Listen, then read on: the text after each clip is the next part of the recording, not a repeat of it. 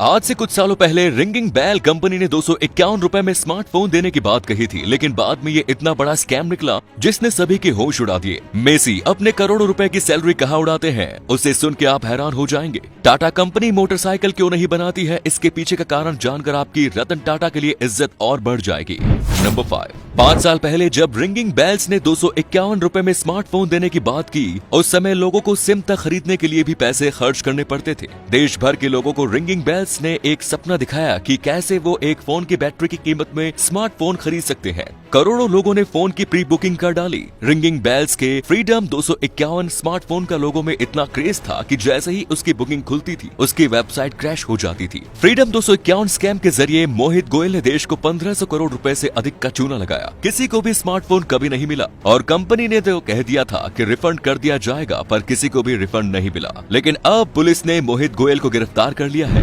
Number 4। Lionel Messi दुनिया के सबसे ज्यादा सैलरी पाने वाले फुटबॉलर हैं। इस साल मेसी ने 110 मिलियन डॉलर की कमाई की, जिससे अब उनकी नेटवर्थ 1 बिलियन डॉलर है। लेकिन क्या आपको पता है कि मेसी इतना सारा पैसा खर्च कहाँ करते हैं? बार्सिलोना में मेसी के पास दुनिया के सबसे शानदार घर है, जिसकी कीमत है 52 करोड़ रुपए। इस घर में स्विमिंग पूल, थिएटर से लेकर हेलीपैड सब कुछ मौजूद है, जिसमें वो अपनी वाइफ और 3 बच्चों के साथ अच्छा टाइम बिताते हैं। इसके साथ साथ मेसी को कारों का बहुत ज्यादा शौक है। उनके कार्स के कलेक्शन में फरारी F430, एक मजेराटी और एक ऑडी R8 स्पाइडर मौजूद है। लेकिन ये कारें तो उनकी जेब में फर्क नहीं डालती, क्योंकि मेसी अपनी कमाई का सबसे ज्यादा खर्च चैरिटी में करते हैं। उन्होंने 2007 में बेसहारा बच्चों के लिए मेसी फाउंडेशन बनाई थी, जो यूनिसेफ के साथ मिलकर काम करती है। हाल ही में सीरिया में वॉर से प्रभावित 1600 बच्चों के लिए मेसी ने स्कूल बनवाए थे। मेसी ने चाइना के एक थीम पार्क में इन्वेस्ट किया है, जहाँ पर सुपर फैंस को फ्री में वर्चुअली उनके साथ फुटबॉल खेलने को मिलता है। तो दूसरे अमीर लोगों की तरह मेसी भी अपने पैसे से मजे करते हैं, लेकिन ज्यादातर पैसा दुनिया की भलाई में लगाते हैं। नंबर 3। टाटा कंपनी 4 व्हीलर से लेकर सारे बड़े बड़े ट्रक, कंटेनर से लेकर बहुत सारी गाड़ियां बनाती है, लेकिन टाटा कंपनी आखिर बाइक क्यों नहीं बनाती? इसके पीछे का कारण जानकर सच में आपके अंदर रतन टाटा के लिए इज्जत बढ़ जाएगी।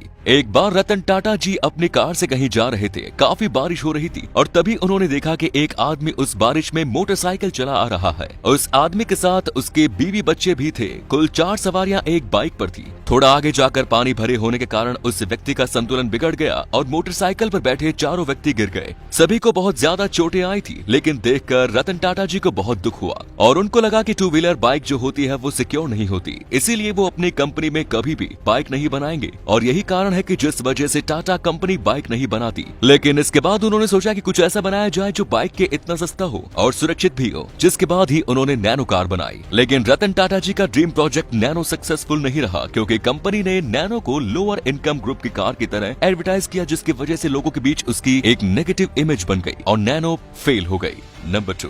आमतौर पर क्रिकेट में टेस्ट मैच 5 दिनों का होता है, लेकिन क्या आप जानते हैं कि एक बार एक टेस्ट मैच पूरे 12 दिनों तक चला था? ये मुकाबला मार्च 1939 में साउथ अफ्रीका और इंग्लैंड के बीच डर्बन में हुआ। दरअसल पहले के जमाने में टेस्ट मैच के खत्म होने के लिए कोई फिक्स दिन नहीं होते थे।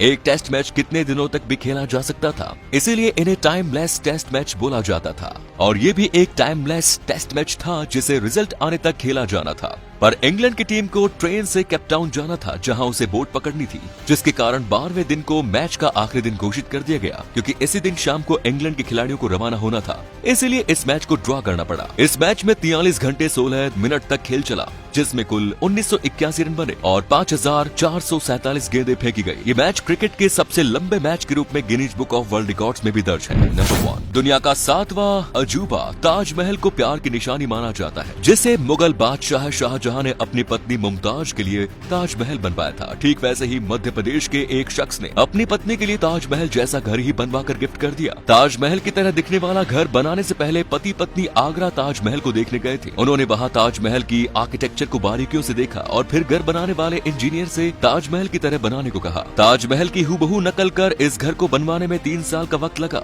मकान बनाने वाले इंजीनियर ने कहा कि मकान बनाने में कई चुनौतियां आई थी, लेकिन उन्होंने असली ताजमहल का बारीकी से अध्ययन किया, उसके बाद ही ये सब हो पाया। इस घर में 4 बेडरूम है, नीचे 2 बेडरूम और 2 ऊपर बेडरूम है। साथ ही एक किचन, एक लाइब्रेरी और मेडिटेशन रूम भी है।